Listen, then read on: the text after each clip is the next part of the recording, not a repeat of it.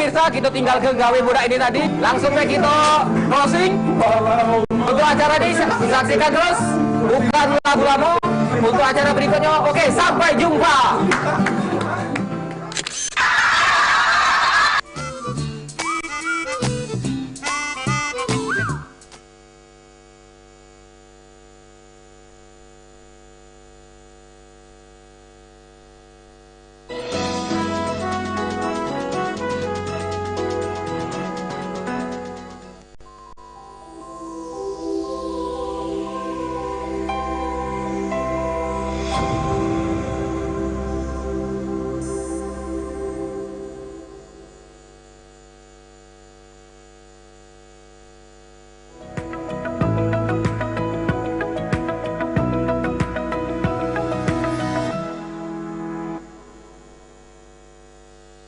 Acara ini dipersembahkan oleh Assalamualaikum warahmatullahi wabarakatuh. Pemirsa, apa kabarnya di rumah? Kembali lagi program Kesehatan Jendela hadir menjumpai Anda. Program Jendela membahas mengenai beragam permasalahan tentang kesehatan. Pemirsa, pada malam hari ini kita akan kembali membahas mengenai kanker dengan jumlah kasus terbanyak, yaitu kanker payudara, dan menjadi salah satu penyebab kematian utama akibat kanker tersebut. Karena sebagian besar pasien kanker payudara datang berobat pada stadium lanjut, dan padahal jika terdeteksi dini dan segera diterapi, sebetulnya kanker ini bisa dikalahkan. Dengan deteksi dini kanker payudara tentunya bersama Dr. Mulawan Umar, SPB Subspesialis Onkologi Konsultan dari Rumah Sakit Muhammad Husin Palembang pada malam hari ini. Dengan tema kita tentunya deteksi dini kanker payudara, langsung saja kita berkenalan bersama dokter kita pada malam hari ini. Halo, selamat malam dokter. Selamat malam, Gusti. Waduh, ini dengan tema kita ini deteksi dini kanker payudara ini dokter ya. Tentunya kalau berbicara tentang kanker, ini adalah penyebab kematian terbesar dan terbanyak ya dokter ya, kalau bisa dikatakan. Nah, kalau untuk sedikit ini dokter, terkait tentang kanker payudara ini sendiri itu seperti apa ini dokter? Ya, baiklah, terima kasih. Jadi seperti yang dikatakan tadi bahwa kanker payudara merupakan penyakit kanker ya, yang mungkin pada saat ini adalah urutan pertama dengan insidensi yang paling banyak, dan juga dengan akibat kematian, penyebab kematian yang tertinggi juga ke kanker payudara ini. Oleh karena itu ya, kita butuh suatu instrumen ya, butuh suatu upaya pencegahan bagaimana kita bisa menurunkan angka kejadiannya, sekaligus juga bisa menurunkan angka kematiannya. Upaya itu adalah dengan melakukan deteksi dini kanker payudara. Kenapa? Karena dengan deteksi ini kita bisa mendapatkan penyakit tersebut dalam stadium awal, ya. Karena dengan pengobatan pada stadium awal, maka angka ketahanan hidup pasien tersebut lebih baik, ya. Jadi kita bisa menekan angka kematian dari pasien-pasien yang diakibatkan oleh penyakit ini. Oke, baik. Karena kalau untuk lebih penting sendiri ya dokter ya, untuk seberapa pentingnya sendiri terhadap kanker payudara ini sendiri, kan kita harus mengetahui ya dokter, bagaimana cara mendeteksinya, bagaimana cara kita tahu bagaimana kalau kita itu terkena kanker payudara itu sendiri, itu seperti apa itu dokter? Ya, jadi upaya deteksi dini adalah kita mencari penyakitnya di stadium awal. Sebetulnya ada berbagai macam cara untuk melakukan deteksi dini, ya. Ada yang namanya, yang paling sederhana adalah ada yang namanya dengan sadari, periksa payudara sendiri. Kemudian ada yang juga namanya sadarnis, periksa payudara secara klinis. Ini si wanita tersebut datang untuk memeriksakan diri ke petugas kesehatan. Dan ada juga cara screening atau deteksi dini dengan menggunakan alat-alat pencitraan atau radiologi, ya. Misalnya dengan, kalau mungkin masyarakat sudah pada tahu bahwa salah satu contohnya adalah dengan menggunakan pemeriksaan mamografi, USG gitu ya, USG payudara, dan bahkan ada yang juga bisa menggunakan MRI. Jadi itu adalah beberapa upaya untuk melakukan deteksi dini. Namun ada studi di luar negeri ya, di Amerika menyatakan bahwa paling tidak 40% dari insidensi kanker payudara itu cukup dideteksi dengan melakukan sadari. Jadi periksa payudara sendiri, ya. Jadi tidak usah khawatir, tidak usah nanti gimana ya pembiayaan mau ke rumah sakit. Dengan sadari saja itu sudah lumayan baik ya, dikatakan paling tidak 40% bisa mendeteksi kanker payudara di stadium awal. Oke, baik. Berarti memang kita sebelum melakukan deteksi dini itu memang adanya sadari itu ya dokter ya, dan itu bisa dilakukan dengan sendiri. Nah kalau untuk sadanis ini sendiri dokter, apakah pada saat kita sudah melakukan sadari tadi, kita baru akan melakukan ke tahap selanjutnya atau bagaimana itu dok? Ya betul, jadi sadari kan dilakukan setiap bulan sekali ya oleh seorang wanita gitu ya. Sebaiknya dilakukan paling tidak 7-10 hari dari hari pertama menstruasi. Apabila menemukan suatu kelainan lah ya, karena yang tak paling tahu dengan tubuh sendiri adalah kita sendiri ya. Jadi entah itu teraba ada benjolan, terasa nyeri, kulitnya berubah warna misalnya kemerahan, atau tekstur kulitnya berubah menjadi tebal, atau barangkali ada keluar cairan dari puting payudara gitu ya. Nah itu bisa saja tanda-tanda awal ya. Sekali lagi bisa saja, belum tentu kanker payudara, tapi bisa saja merupakan tanda-tanda awal dari penyakit kanker payudara ini. Jadi, kalau itu ditemukan pada pemeriksaan payudara sendiri yang dilakukan secara rutin setiap bulannya, itu sebaiknya untuk datang memeriksakan diri ke petugas kesehatan mulai dari puskesmas boleh ya, kemudian baru ke rumah sakit boleh gitu, untuk memastikan apakah itu betul suatu kelainan atau bukan. Oke, baik. Berarti memang untuk melakukan sadari itu sendiri memang harus benar ya dokter ya untuk melakukannya. Tadi seperti ada benjolan ya dokter ya, betul. Benjolan, dan juga tadi ada satu kalau misalnya si puting mengeluarkan cairan ya dokter. Ya. Itu untuk apakah memang sudah di tahap lanjutan yang memang sudah parah, atau memang ada beberapa lebih ke kayak misalnya ada benjolan, itu masih tahap pertama. Itu bagaimana itu dokter? Betul, jadi sebetulnya kalau diraba ada benjolan ya, memang kita tidak bisa langsung nyatakan ini pasti di awal, bisa juga sudah lanjut, bisa saja sih. Cuman biasanya kalau awalnya tidak ada keluhan, kemudian dirasakan ada keluhan, ada benjolan ya, dalam hal ini kemungkinan besar itu adalah stadium awal kalau itu kanker payudara ya. Karena tidak semua benjolan pasti kanker payudara, bukan. Tapi paling tidak kalau itu seandainya kanker payudara ditemukan di awal yang tadinya tidak disadari gitu ya, tidak diketahui dan dirasakan pada pemeriksaan rutin tersebut, biasanya sih itu adalah di stadium awal. Ya. Baik. Berarti itu memang untuk stadium awal sendiri dan memang harus segera ke dokter ya, dokter. Betul, ya, untuk diperiksakan ya. lebih lanjut. Baik dokter, kalau untuk penyebabnya sendiri dokter untuk kanker payudara ini sendiri, ya. itu bagaimana dok? Kalau penyebab pasti sampai saat ini belum diketahui ya, tapi ada beberapa yang disebut sebagai faktor risiko. Faktor risiko adalah segala sesuatu yang memungkinkan atau meningkatkan risiko terjadinya kanker payudara ya. Contohnya antara lain misalnya faktor risiko yang paling gampang jenis kelamin ya, 99% kanker payudara pada wanita, 1% hanya pada pria ya. Kemudian faktor risiko yang lain adalah misalnya ada riwayat di dalam keluarga ya, misalnya ibu kandung gitu ya, saudara perempuan kandung, itu adalah faktor risiko ya. Yang lain adalah barangkali apabila si ibu ini belum pernah melahirkan anak gitu ya, itu juga bisa itu menjadi salah satu faktor risiko meningkatnya kanker payudara pada wanita tersebut. Dan banyak sekali faktor-faktor risiko yang lain. Oke, baik. Berarti memang belum, untuk secara pastinya itu belum diketahui ya dokter ya, betul. kalau untuk penyebab dari kanker payudara itu sendiri. Bisa jadi juga karena lifestyle ya dokter? Lifestyle, ada beberapa studi menyatakan memang beberapa kondisi bisa memicu ya, bukan penyebab pasti tapi bisa memicu sehingga timbulnya kanker payudara tersebut. Oke, baik dokter. Dan kalaupun memang gejala ini memang sudah ada dan memang harus segera memeriksakan diri untuk lebih lanjut ya dokter ya, sebelum lebih ya dikatakan lebih parah lagi, takutnya nanti untuk penyebarannya sendiri itu dokter, apakah lebih cepat?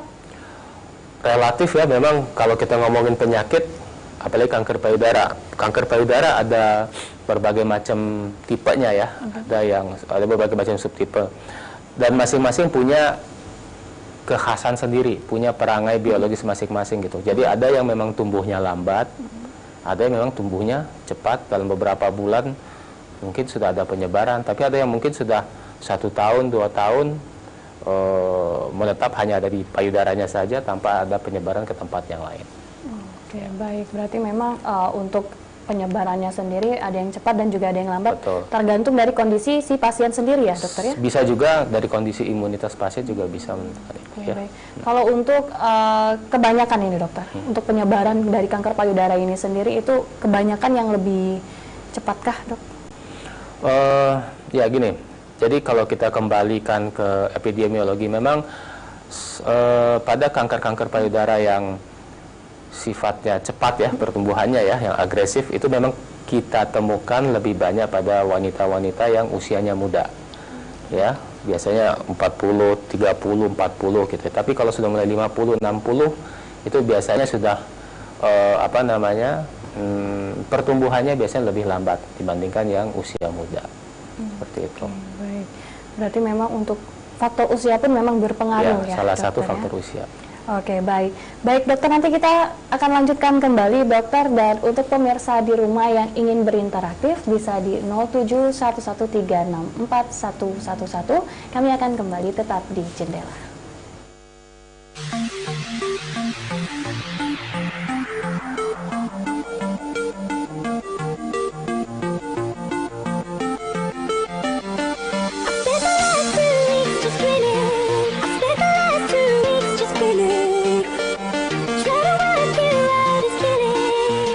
Halo, saya Dr. Indah Puspita, spesialis jantung dan pembuluh darah, konsultan ekokardiografi.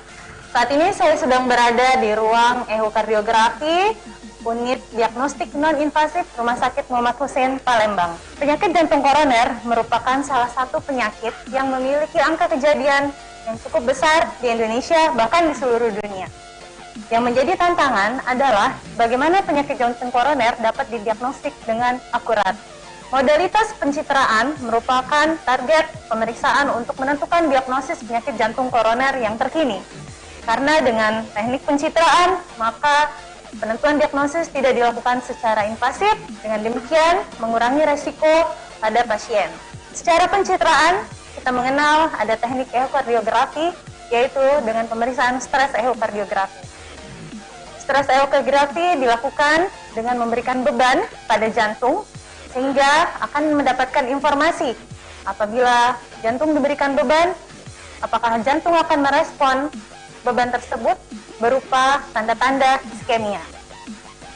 Iskemia adalah bukti bahwa adanya penyumbatan pada penyakit jantung koroner, sehingga dengan mendapatkan tanda-tanda iskemia, maka kita akan dapat menegakkan diagnosis penyakit jantung koroner. Pemeriksaan stres ekokardiografi memiliki 2 metode. Dapat dilakukan dengan pemberian beban dengan exercise atau latihan, atau pemberian beban dengan melalui obat. Kami kenal dengan nama obat dobutamin, atau pemeriksaannya bernama dobutamin stres ekokardiografi. Stres ekokardiografi adalah teknik pemeriksaan ekokardiografi yang membandingkan hasil pemeriksaan pasien pada saat istirahat dan pada saat diberikan beban.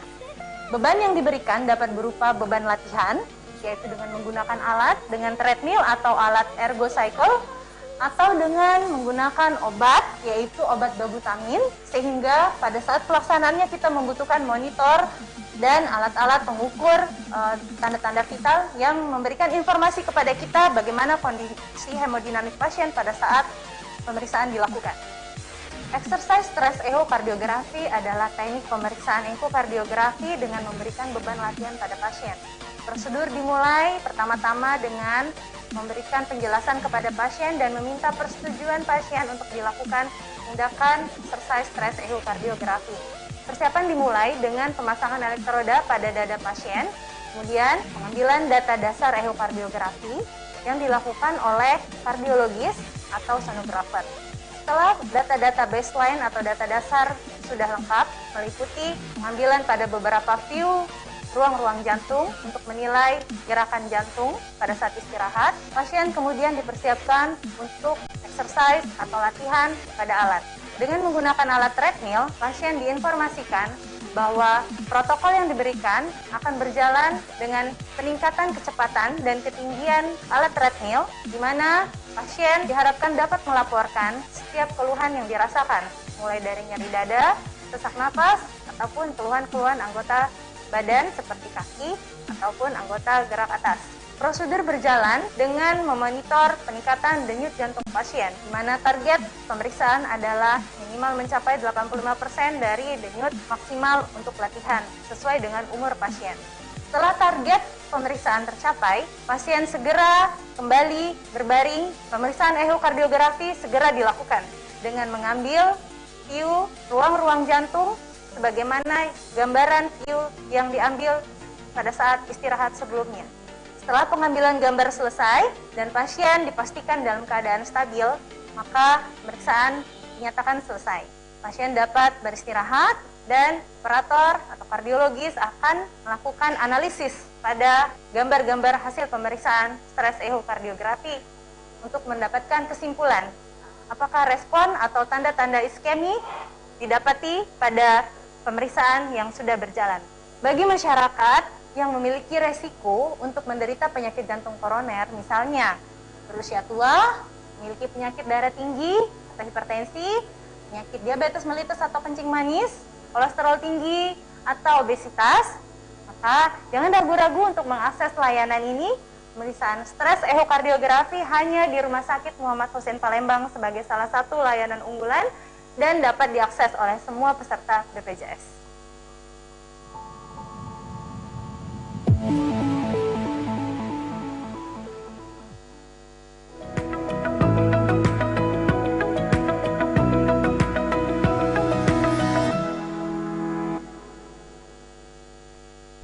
Acara ini dipersembahkan oleh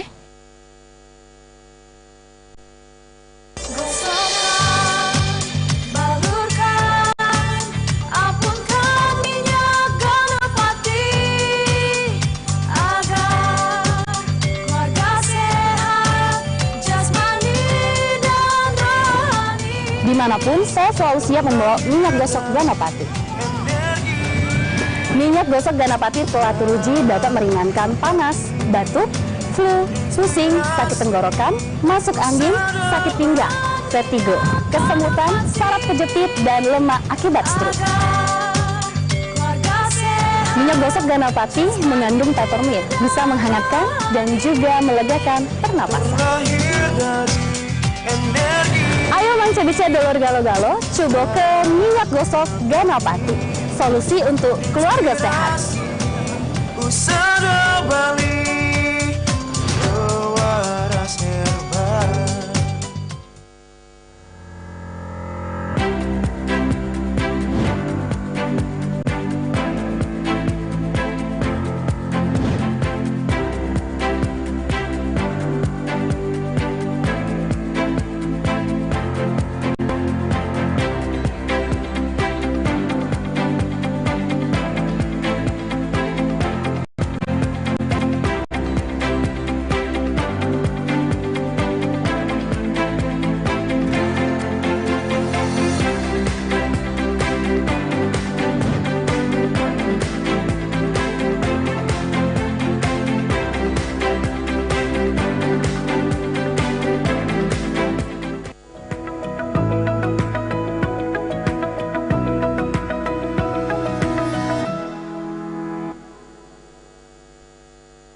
Acara ini dipersembahkan oleh Kembali lagi di Jendela pemirsa, masih bersama Dr. Mulawan Umar SPB, subspesialis onkologi konsultan dari Rumah Sakit Muhammad Hussein Palembang, dan masih dengan tema kita deteksi dini kanker payudara. Untuk pemirsa di rumah yang ingin berinteraktif bisa di 0711364111. Baik dokter, kita lanjutkan kembali ini dokter ya. Kalau untuk perbedaan sendiri ini dokter dari kanker payudara ini dari setiap stadium itu bagaimana itu dok?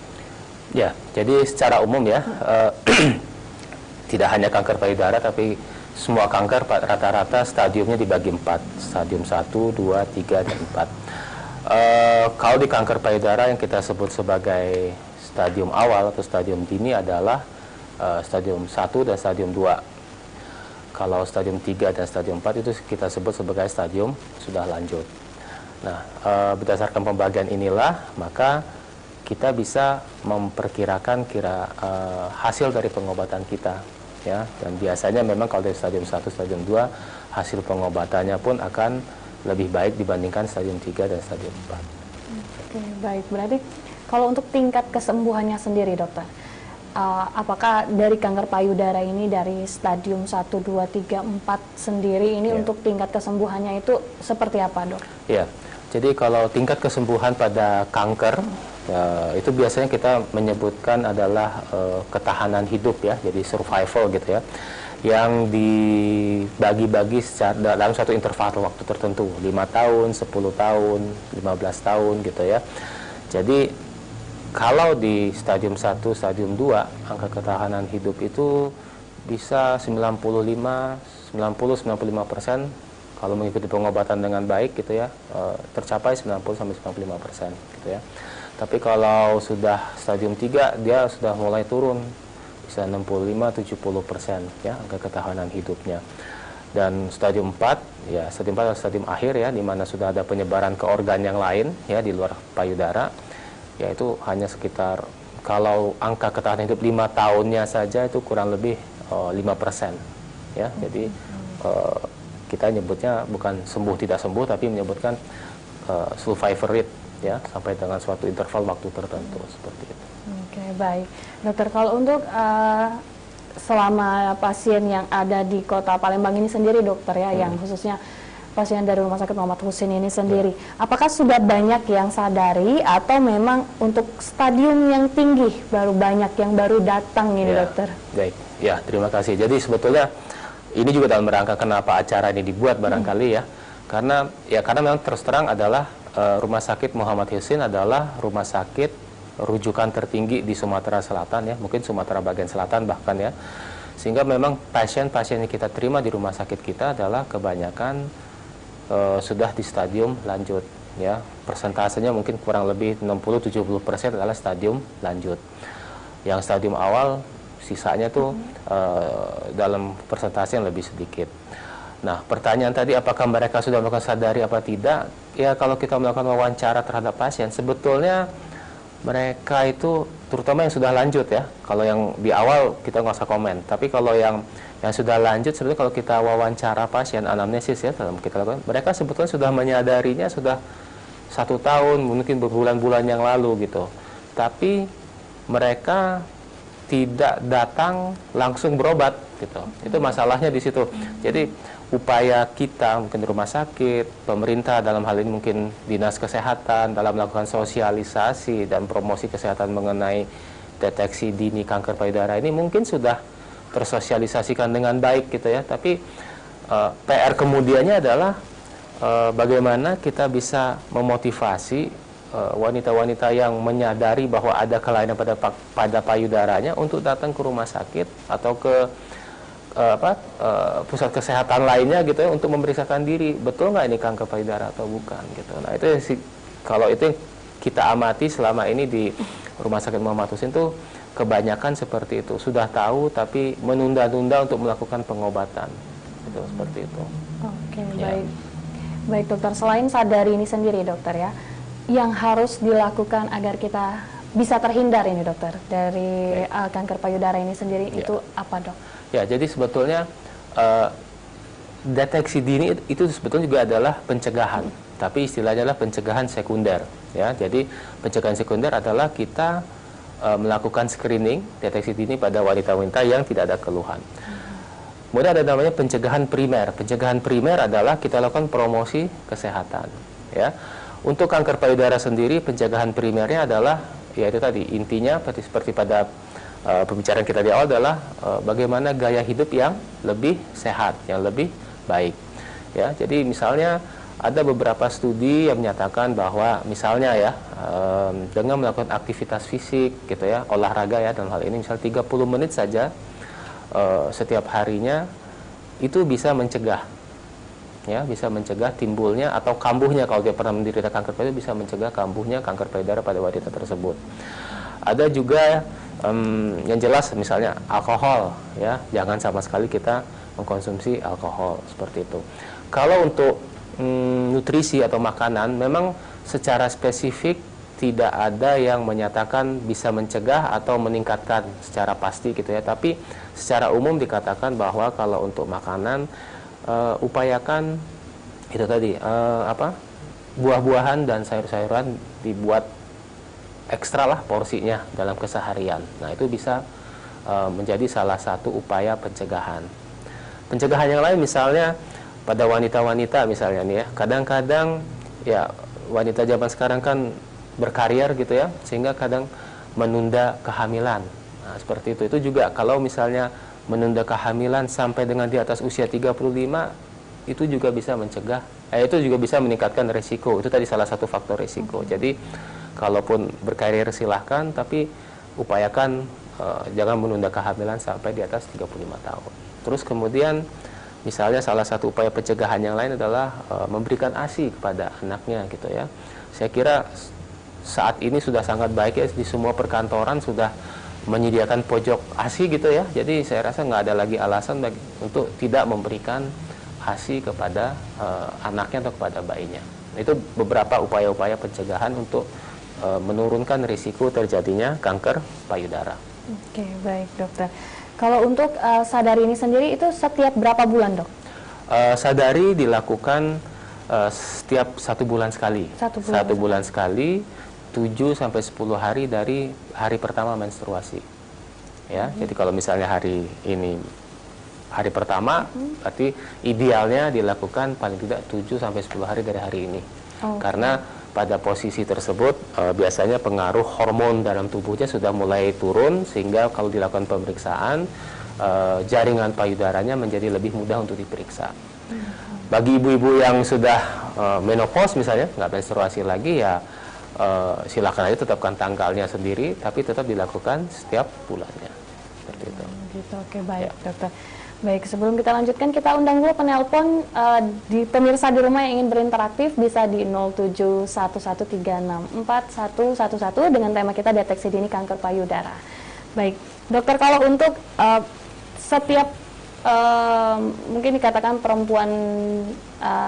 perempuan ini apakah bisa semuanya ini akan terkena, kecuali yang memang keturunan ini dokter ya? Apakah sebagian besar akan pasti terkena, dokter?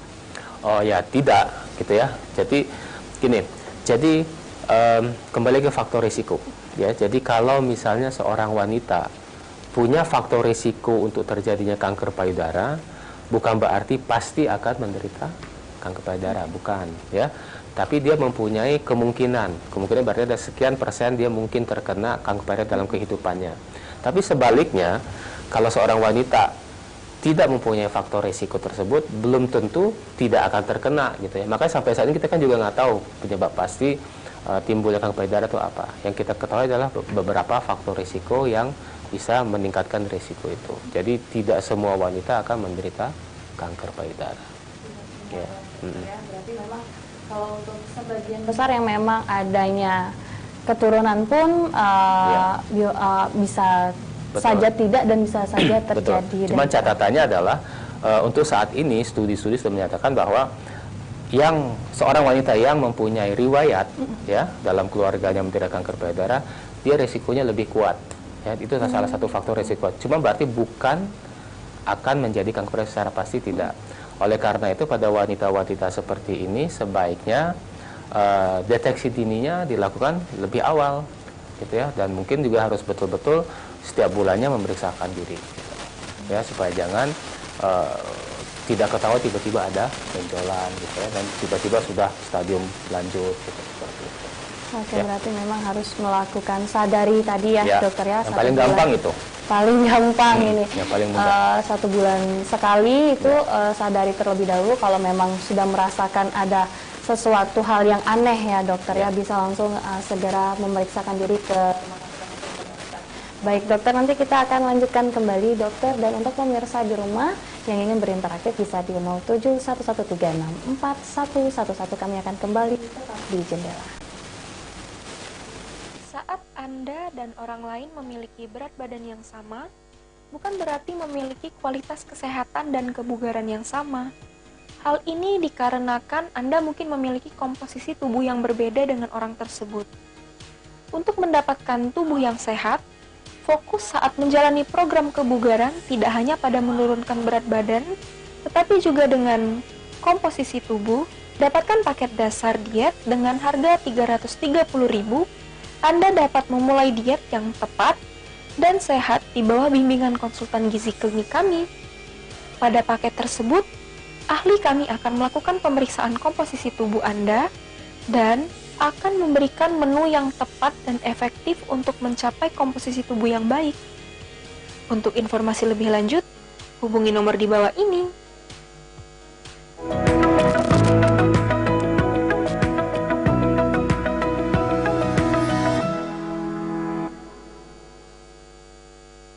Acara ini dipersembahkan oleh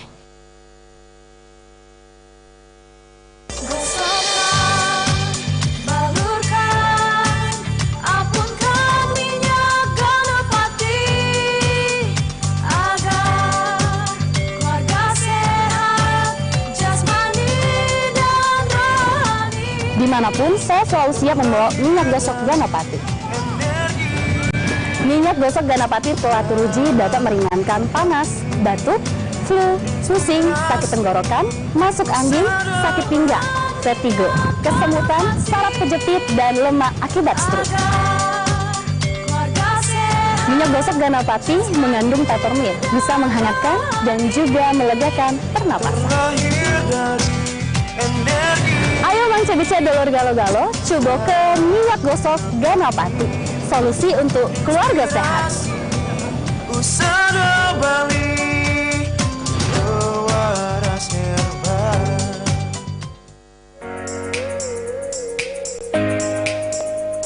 Ekspedisi kuliner Ciwi Ciboy. Jadi adalah potongan ayam crispy yang dibalut dengan sambal original atau sambal juara dari ayam penyet juara. Sambal juara. Ini pokoknya untuk pemirsa di rumah yang lagi nonton sekarang. Ekspedisi kuliner ini akan selalu hadir di Sriwijaya TV dan tempat-tempat makan di kota Palembang. Sampai berjumpa.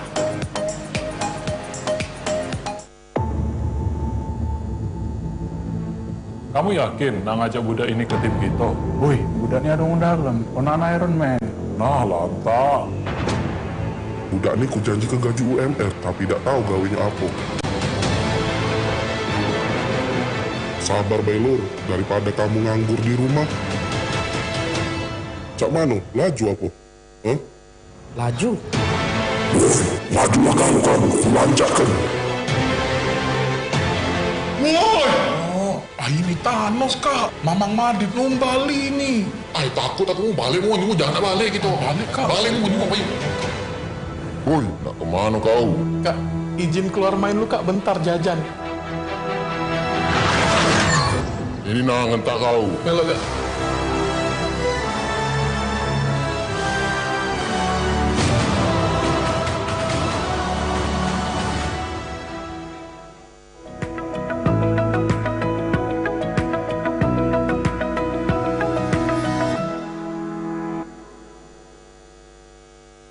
Acara ini dipersembahkan oleh Baik, masih di Jendela pemirsa, masih bersama Dr. Mulawan Umar SPB, subspesialis onkologi konsultan dari Rumah Sakit Muhammad Hussein Palembang, dan masih dengan tema kita, deteksi dini kanker payudara. Untuk pemirsa di rumah yang ingin berinteraktif bisa di 0711364111. Baik, dokter, kita lanjutkan kembali ini dokter. Tadi ada pertanyaan ini dari Mbak Rara ya. Ini bagaimana cara mengembalikan kepercayaan diri pada penyintas kanker payudara, dokter? Ya, begini. Jadi hal yang pertama adalah kepada para penyintas payudara ini, mereka harus satu yakin bahwa apabila menjalani pengobatan dengan benar gitu ya, urut-urutannya benar, kemudian tepat waktu pengobatannya gitu ya, insya Allah akan memberikan hasil yang baik. Itu pertama yang harus diyakini gitu ya. Jadi soal kepercayaan diri kan berarti kan secara psikis ya. Jadi harus meyakini bahwa apabila menjalani pengobatan ini harus yakin bahwa akan menjalani pengobatan dengan baik dan menghasilkan hasil yang baik. permasalahannya adalah kadangkala seorang penyintas itu merasa sendiri, ya, menghadapi segala sesuatu ini sendiri. Makanya dalam hal ini dukungan dari keluarga sangat dibutuhkan, gitu ya. Jadi dukungan dari keluarga terdekat sangat dibutuhkan, dari suami, dari anak, mungkin dari keluarga terdekat lainnya, mungkin orang tua, ya, saudara kandung, seperti itu. Itu sangat dibutuhkan. Jadi pengobatan kanker payudara ini tidak semata-mata kami sebagai petugas kesehatan memberikan pengobatan secara medis, tapi ya secara tidak langsung juga harus memberikan motivasi kepada pasiennya sendiri maupun keluarga bahwa apabila menjalani pengobatan ini harus berpikiran positif, ya, harus bersemangat, gitu ya.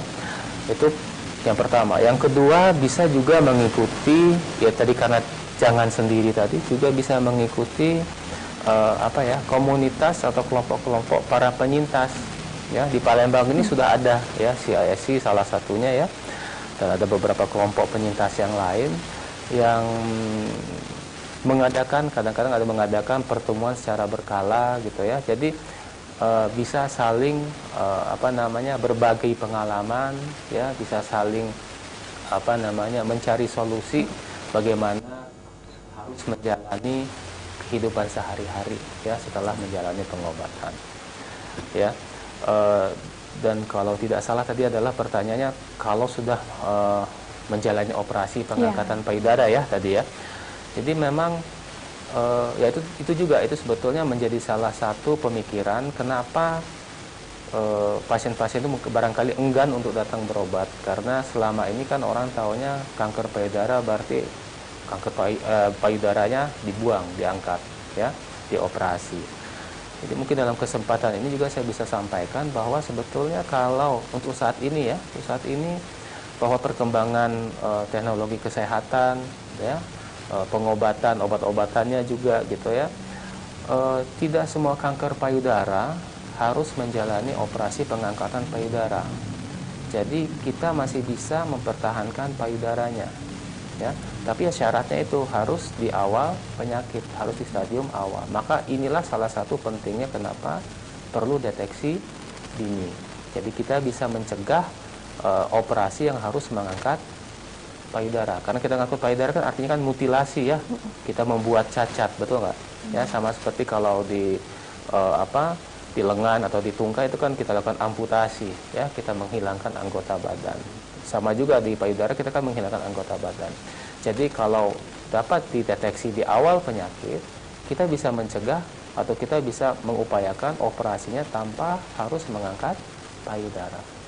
Terus poin kedua adalah yang salah satu yang beredar di masyarakat adalah kekhawatiran kalau menderita kanker payudara harus menjalani kemoterapi. Saat ini, ya, tadi kembali lagi dengan kemajuan teknologi dan juga kemajuan pengobatannya, tidak semua kanker payudara harus di kemoterapi, ya. Tanpa kemoterapi pun insya Allah sih bisa mencapai angka ketahanan hidup yang cukup tinggi persentasenya, ya. Jadi itulah pentingnya dilakukan deteksi dini. Barangkali itu jawaban dari saya. Oke, baik dokter, dan semoga memang untuk bagi penyintas kanker payudara ini sendiri, dokter bisa lebih semangat lagi, ya, dokter, ya. Baik dokter, kalau untuk ini untuk yang perempuan yang masih lajang ini, dokter, ya, yang belum menikah, katakanlah jika satu payudara ini sudah kena, katakanlah sudah diangkat, ya, dokter, ya. Nah, untuk perempuan ini sendiri, apakah pada saat dia nanti menikah dan punya anak, untuk sisa satunya payudara lagi itu bagaimana, dokter? Apakah bisa menghasilkan ASI itu, dokter? Ya, bisa. Yang satunya kan asalkan memang sehat, nggak ada sakitnya, ya, nggak ada kanker payudara di sebelahnya juga bisa, gitu. Jadi kalau seandainya seorang wanita belum menikah atau sudah menikah belum punya anak pada saat itu menderita kanker payudara dan diputuskan memang harus diangkat satu payudaranya, bukan berarti tidak bisa hamil, tidak bisa memproduksi ASI, tidak, tetap seperti biasa, normal seperti biasa, nggak ada masalah untuk itu. Oke, berarti masih bisa, ya, dokter, ya, Bisa. masih bisa, katakanlah masih sehat dan masih bisa untuk memproduksi ASI sendiri, ya, Masih dokter, bisa. ya. Baik dokter, kalau untuk di pasien yang ada di Palembang ini sendiri, dokter, kebanyakan untuk katakanlah angka kematian sendiri itu sudah berapa banyak, dok? Ya kalau data secara pastinya nggak tahu saya persisnya, tapi kalau untuk angka kematian ya tetap kanker payudara menempati urutan pertama dari seluruh penyakit kanker yang ada ya. Jadi memang tetap angka kematian tetap tinggi ya, karena itu tadi, karena datang di stadium lanjut ya, terutama di stadium 4. Kalau di stadium 3 ya itu tadi seperti saya katakan 60-70% masih bisa baik gitu hasilnya ya. Tapi kalau sudah stadium 4, nah itu kita akan sangat sulit untuk melakukan pengobatan. Makanya pentingnya datang di stadium awal. Ya, jadi pentingnya bukan hanya sekedar melakukan sadari, tapi kalau ada ditemukan kelainan ya silakan datang untuk memeriksakan diri, untuk diobati gitu. Yang sering kejadian adalah yang kita temukan di rumah sakit itu sudah tahu tapi menunda pengobatan.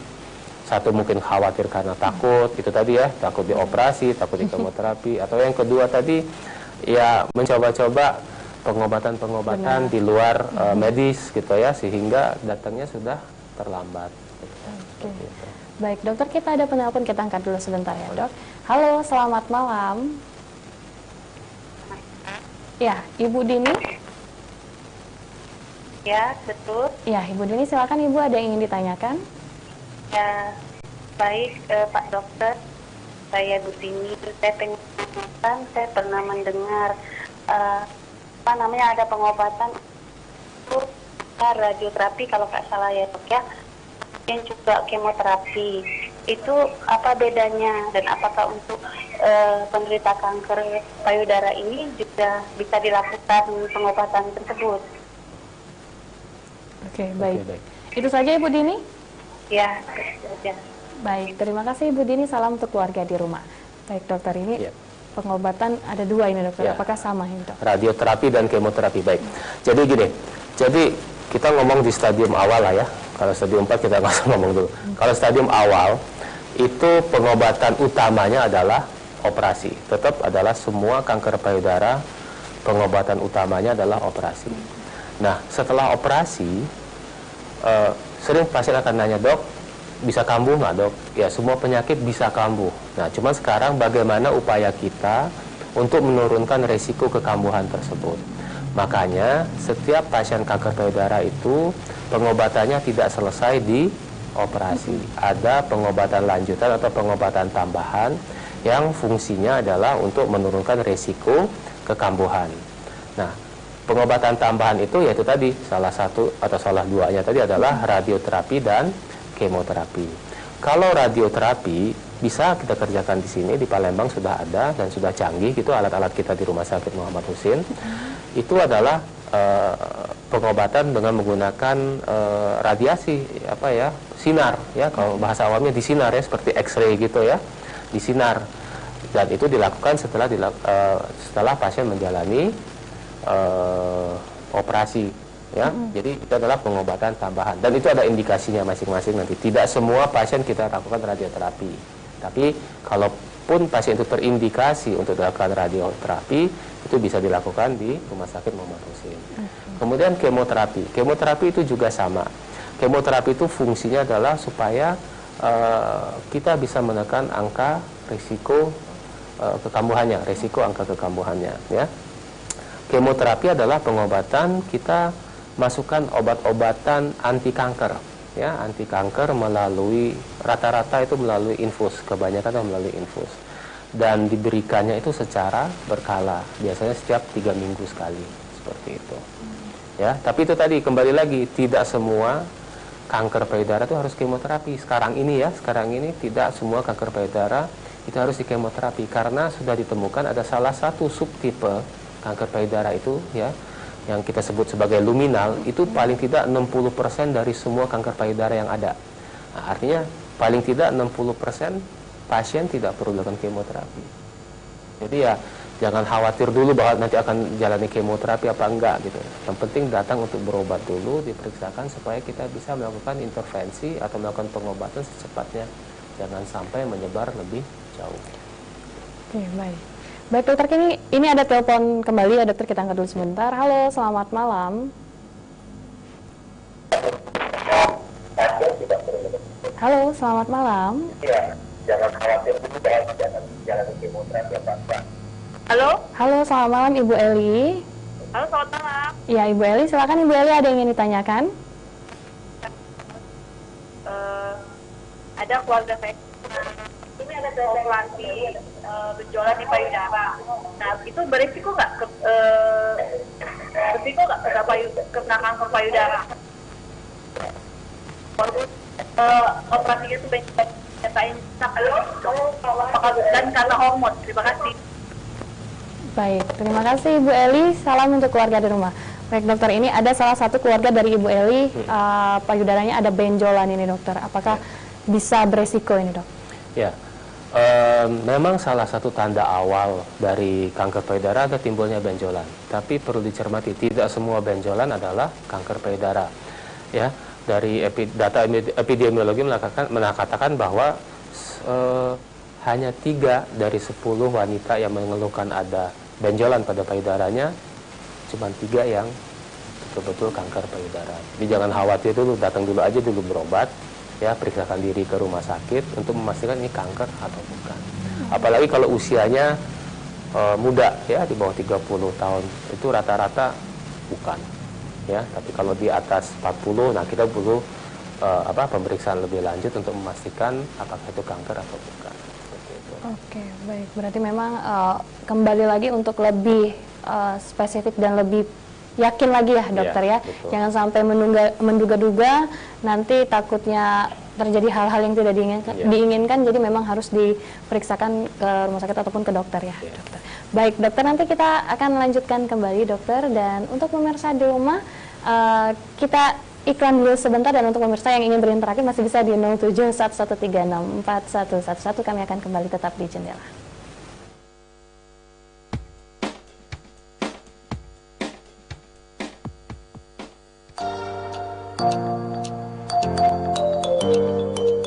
Assalamualaikum warahmatullahi wabarakatuh. Selamat pagi, perkenalkan saya Dr. Lia Miranda, spesialis kedokteran fisik dan rehabilitasi medik. Saya merupakan staf di KSM Rehabilitasi Medik, khususnya di instalasi rehabilitasi medik Rumah Sakit Muhammad Hussein Palembang. Pada kesempatan kali ini, saya akan memperkenalkan beberapa terapi unggulan dari bagian atau instalasi rehabilitasi medik. Yang pertama yaitu layanan hidroterapi. Sebenarnya layanan hidroterapi ini bukan merupakan layanan yang baru, karena sudah ada sejak kurang lebih 7 tahun yang lalu.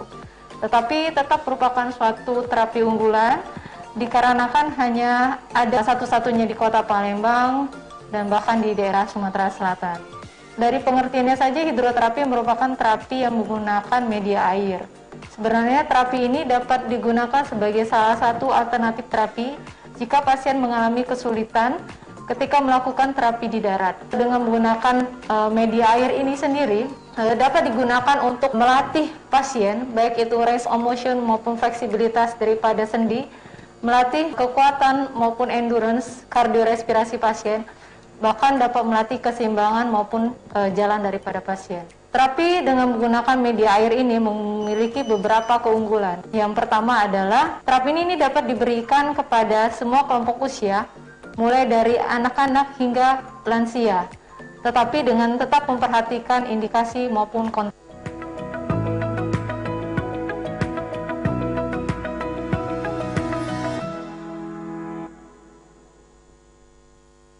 Acara ini dipersembahkan oleh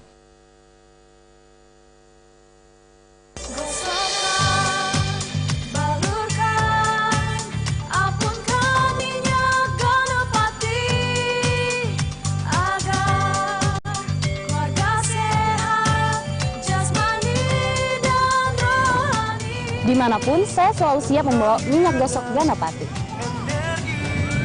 Minyak gosok Ganapati telah teruji dapat meringankan panas, batuk, flu, pusing, sakit tenggorokan, masuk angin, sakit pinggang, vertigo, kesemutan, saraf kejepit, dan lemak akibat stroke. Minyak gosok Ganapati mengandung peppermint, bisa menghangatkan dan juga melegakan pernapasan. Ayo mance-bice dolor galo-galo, coba ke minyak gosok Ganapati. Solusi untuk keluarga sehat. Sada Bali pewaras herbal. Kangen sama video klip ini? Mau bernostalgia dengan yang ini?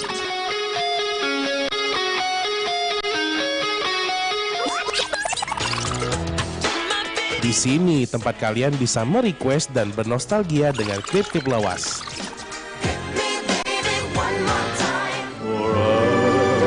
Hanya di Album Bingen. Setiap Jumat jam 8 malam dan Sabtu jam 9 malam. Hanya di Sriwijaya TV.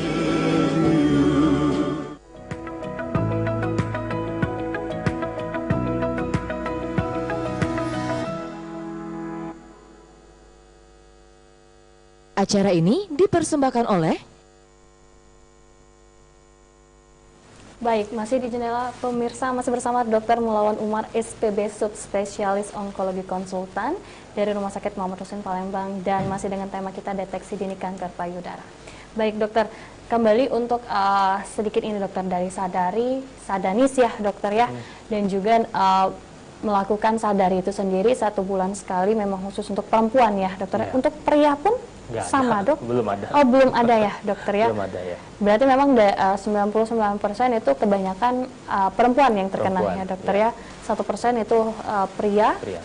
Nah kalau untuk selama ini dokter, apakah sudah ada yang untuk pria sendiri, apakah sudah ada yang terkena kanker payudara ini dokter?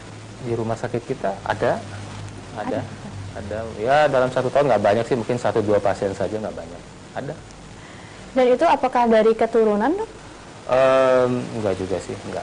Dari kita karena kasusnya jarang ya, jadi kasusnya kita kumpulkan dan memang dari sekian banyak ada sih tidak ya, bukan karena keturunan.